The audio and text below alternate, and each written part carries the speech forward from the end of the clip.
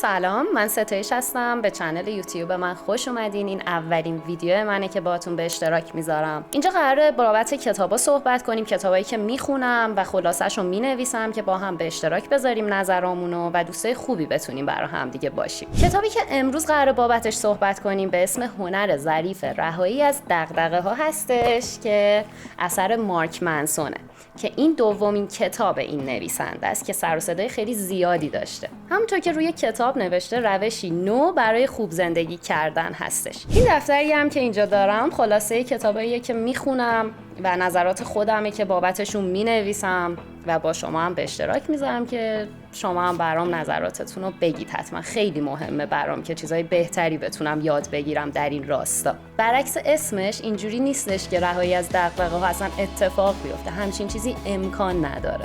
کتاب اینو میخواد برامون بگه که ما میتونیم خودمون دغدغه‌هایی رو انتخاب کنیم که در اون راستا به هدفمون برسیم، از حاشیه دور باشیم، از دغدغه‌هایی که ما رو محدود میکنه و نمیتونیم به هدفمون فکر کنیم و در این راستا پیش بریم. فصل اول این کتاب به نکته اشاره میکنه که برای منم خیلی مفید بوده.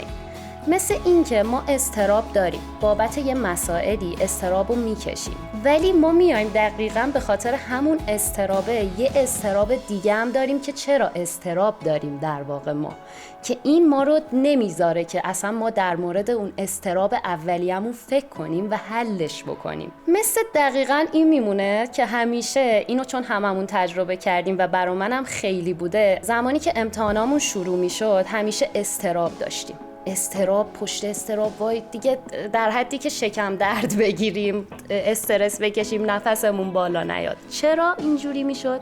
دقیقاً به خاطر اینکه چرا استراب داریم، چرا در این حالتیم. ما اگه به اون استراب اولیه‌مون فکر می‌کردیم میتونستیم همیشه در اون راسته که اون استراب رو نداشته باشیم حلش کنیم. استراب چرا هست در واقع؟ استراب هست، دغدغه هست که ما بتونیم اون مسئله رو پیش ببریم، بتونیم حلش کنیم. یعنی یه چیزی میگه که تو برنامه نیستی که در این حالتی. تو فصل 2 به این میپردازه که ما صرفاً به این دلیل ساده رنج میبریم که از لحاظ زیست شناختی مفیده. این انتخاب طبیعت برای تشویق به تغییره. مثل جمله فئودور داستایوفسکی که میگه میترسم شایستگی رنجهایم را نداشته باشم. در واقع وقتی احساس منفی دارید نشونه اینه که باید کاری بکنید و ما این کاری کردن رو به خاطر این همین تو فصل اول که گفتش که به خاطر این اضطرابی که دومین بار برامون رخ میده این اجازه نمیده که ما اصلا کاری بتونیم انجام بدیم در این راستا. میرسیم به فصل 3. تو فصل 3 دقیقاً اینجوری شروع میکنه که ما همیشه هممون هم تجربه کردیم اینو که رنج خودمون رو برتر میدونیم از رنج دیگری و حتی افرادی هم دیدیم که وقتی با هم داریم حرف میزنیم حالا این که چیزی نیستش، تو ببین من چی دارم بگم، من چی میگم، من چی میکشم. همیشه اینا رو شنیدیم، چه از دوستامون چه از نزدیکانمون. برا منم اینجوری به ذهنم نشست این موضوع که ما همیشه میندازیم تقصیر یه شخص دیگه، حتی حالات روحی که داریم تقصیر افراد دیگه است. اون شخص باعث شده من اینجوری شدم، اون شخص باعث شده من به اینجا رسیدم.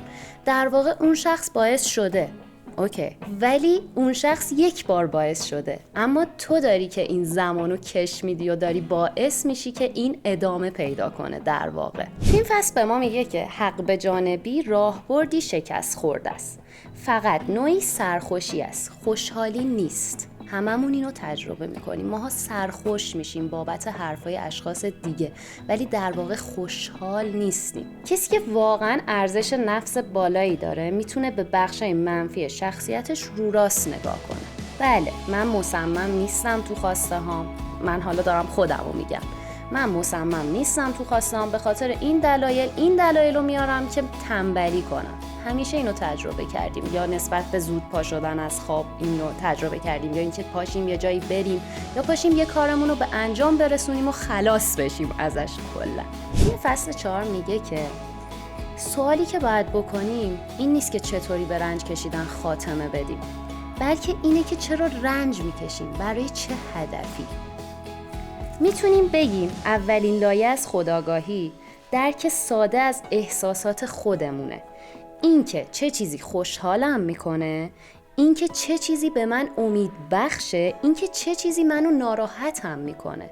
اینا رو ما باید دقیق بتونیم مشخصشون کنیم، چون تو وجودمون کاملا محدودن و ما نمیتونیم به اهدافمون فکر کنیم. لایه دوم پیاز خودآگاهی میگم بهش. توانایی پرسیدن اینه که چرا احساسات به خصوصی دارم پیدا میکنم که اصلا متفاوت این احساسات.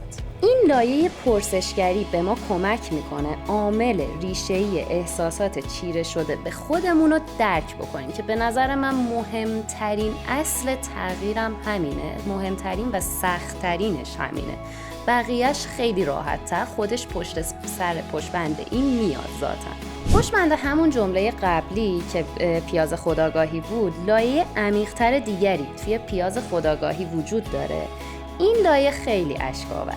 این لایه همون ارزش‌های شخصی ماست. چرا فلان چیز موفقیت تلقی میشه در من؟ چرا فلان چیز شکست تلقی میشه بازم در وجود من؟ تو ناراحتی اشخاص دیگه همیشه بر هممون اتفاق افتاده که شخصی یه توضیح برامون داده بابت ناراحتی که براش به وجود اومده، ولی ما نتونستیم اصلا درکش کنیم. دلیلش اینه که اون واکنشش نسبت به اون ناراحتی خیلی متفاوت تر از ماست. دقیقاً برای اونم میتونه پیش بیاد که ما یه چیزی رو براش توضیح بدیم و اون اصلا نتونه درکش کنه، چون تجاربش خیلی متفاوت تر از ماست. مثل این که با کسی میشینیم بابت خانواده‌اش یه حرفی میزنه که این موضوع منو ناراحتم کرده، ولی چون ما اون تجربه رو نداشتیم هیچ وقت نمیتونیم براش راه حل یا حتی شاید بخندیم بعضی موقع که بدترین کاره به نظر من. ما میتونیم نهایتاً یه گوش شنوا باشیم برای اون شخص. البته حتی اگه خودش بخواد بازم نمیتونیم به اصرار خودمون بخوایم براش کمک کنیم، چون کمکی به وجود نمیاد. اون باید خودش متوجه بشه که در این راستا، در این مشکلات باید چه چیزی رو یاد بگیره، چه چیزی رو کنار بذاره، چه چیزی رو برای هدفش نگه داره، حتی تو این رنجایی که داره. توی فصل 5 اینجوری شروع میکنیم که اگه از وضعیت فعلیتان آزرده‌اید، به احتمال زیاد علتش این است که بخشی از آن خارج از اختیار شماست. مشکلی وجود دارد که قدرت حلش را ندارید. مشکلی که بدون انتخاب شما به گونه‌ای بر شما تحمیل شده است. همیشه من از خودم این سوالو میپرسم توی مشکلات زندگی که به وجود میاد، اینه که اولین سوال اینجوری شروع میشه که این مشکل رو میتونم حلش کنم؟ اگه جوابم بله است، خب چرا ناراحت؟ دومیشم میپرسم بازم این مشکل رو میتونم درستش کنم؟ اگه جوابم نه، بازم چرا دیگه ناراحتم؟ مجبورم که تحملش کنم یا یاد بگیرم ازش. بعد میگه که افراد زیادی ممکن است تو ناراحتی شما مقصر باشن، اما هیچ وقت هیچ کس مسئول ناراحتی شما نیست جز خودتون. در واقع ما تصمیم میگیریم که به مسائل چطوری باید نگاه کنیم، که اینجا حتی مثال اختلال OCD رم آورده که همون وسواس فکری تلقی میشه که در خود منم خیلی وجود داشت و خیلی چیزای بهتری تونستم ازش یاد بگیرم و بیرون بکشم در واقع، چون تمرکزم روم بود و استرس اضافی بابتش نداشتم، البته به کمک این کتاب در واقع. توی فصل 6 به اینجا اشاره میکنه که رشد فرایندی تکرار شونده و بی‌پایانه. وقتی ما یه چیزی رو یاد میگیریم در واقع از اشتباه به درست نمیریم، از اشتباهات کمتر به باز هم اشتباهات کمتر میریم. به این مثال میرسه که وقتی که ما حتی یه چیزی رو یاد میگیریم و دغدغه یاد گرفتنش رو داریم، وقتی به اون چیز میرسیم بازم دغدغه‌های بیشتر که این، چون اونم خودش شاخه‌های متفاوتی داره، دوباره باید یاد بگیری. مثال اینو داشت تو کتاب میزد تا اونجایی که یادمه، من توی خلاصه‌ام ننوشتم. اینکه شخص تصمیم میگیره بره باشگاه، خب تصمیمشو میگیره ولی توی خود باشگاه هم یه دغدغه‌هایی داره دیگه، که من چجوری تو زمان مناسب به اون هیکل مناسبم با تغذیه مناسبم برسم، و این براش یه نوع دغدغه است. ولی چه نوع دغدغه‌ای؟ دغدغه‌ای که انتخابش کرده. همون چکیده کتابم در واقع روی همین موضوعه. تو یه قسمت از کتاب به ما میگه که یقین دشمن رشده. دقیقاً همین موضوع به هممون صدق میکنه که هر موقع هر جا تعصبی رو دیدیم باید فرار کنیم از اون، حتی از خودمون. و این مشکل هم ذاتاً داریم که وقتی این حرفا رو این جمله رو میشنویم به آدمای دیگه فکر میکنیم که این خیلی بده. قبل از هر کسی باید به خودمون فکر کنیم که کجاها یقین داشتم، که کجاها تعصب داشتم، که کجاها توی فکرم پایبند بودم و نذاشتم که تغییر بکنه و حرف کسی روم اثر بذاره. و همون لیوان پره که هر جا میریم باید اینو یکم خالی کنیم که ببینیم مثلا یه چیزای ورودی میتونه برامون اتفاق بیفته که برای آیندهمون هم به احتمال زیاد خیلی هم مفید باشه این موضوع. توی فصل 7 به ما میگه که پیشرفت در هر چیزی بر پایه شکسته. یعنی در واقع هر شکستی نفع ما رو هم تعیین میکنه. ما تنها میتونیم توی چیزی موفق باشیم که بخوایم در اون شکست هم بخوریم. برای مثال ما اگه خودمونو توی این شرایط قرار بدیم که توی هر جمعی قرار میگیریم از من خوششون میاد یا نمیاد یا چطوری دیده میشم، همیشه اضطراب خواهیم داشت. یعنی در واقع شکست ما بر پایه اعمال دیگران اتفاق میفته. توی فصل 8 به ما میگه که تنها راه برای دستیابی به معنای زندگی رد گزینه‌ها به خاطر آزادی بیشتره. یعنی آزادی رو برای ما اینجوری معنا میکنه که رد گزینه‌ها رو که انجام میدیم، رد گزینه‌ها یعنی چی؟ یعنی در واقع ما خیلی از این خواسته های زیادمون رو که به کمالگراییمون ربط داره اونا رو میذاریم کنار، به خواسته های کمتر و آزادی بیشتر در حالت روحیمون میرسیم در واقع. توی فصل 8 توی فصل 9 به نکته خیلی قشنگی بابت مرگ اشاره میکنه، اینکه ما تنها حیواناتی هستیم که قادریم واقعیتی رو تصور کنیم که در اون قرار نداریم. و این خیلی جمله دلنشینیه بابت مرگ، بابت اون اضطراب ناخودآگاهمون که همیشه راجع به نبودن و نیستی داریم. در واقع جایی که ما هستیم مرگ وجود نداره، در واقع جایی هم که مرگ وجود داره ما نیستیم. بابت چی باید نگران باشیم؟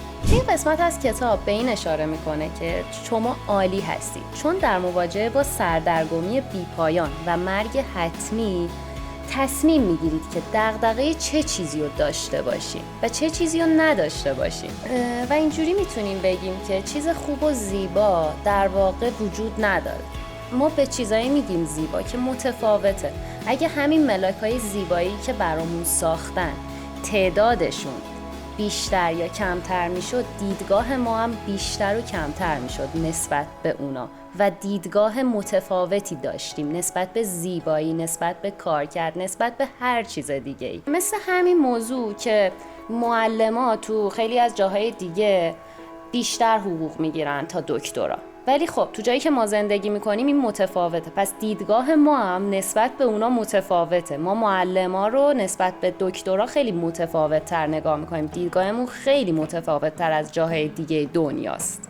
خلاصه کتابو توی هر فصل تا اینجا تمام کردیم، ولی اینو مطمئن باشین چیزی که خودتون بخونید خیلی متفاوت تر از اونیه که خلاصه‌شو بشنوید. خیلی دیدگاه متفاوتی رو شما میتونید اصلا به وجود بیارید و حتی میتونید اگه حتما این کتابو خوندین جمله‌های کلیدی که براتون کمک کرده تو زندگیتون حتما برا منم کامنت بذارید. خیلی دوست دارم ببینمشون. و اینکه تشکر میکنم تا اینجای ویدیو بودین و نگاه کردین و امیدوارم که لذت برده باشین، چون من خودم وقتی خلاصه این کتابا رو مینویسم خیلی لذت میبرم و خیلی دوست دارم که به اشتراک بذاریم. در واقع هدف منم بیشتر برای این چنل این موضوع بوده که بیشتر یاد بگیرم و امیدوارم که دوستای خوبی بتونیم بعد این برا هم دیگه باشیم.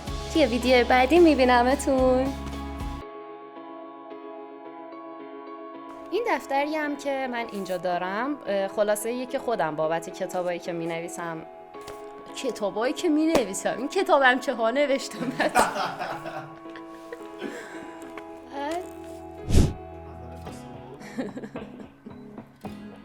رسیدیم به فصلش. معمولا دیدی تو یوتیوب اینجوری میکنن حرکات دست و اینا انجام میدن، ولی من نمیتونم. خب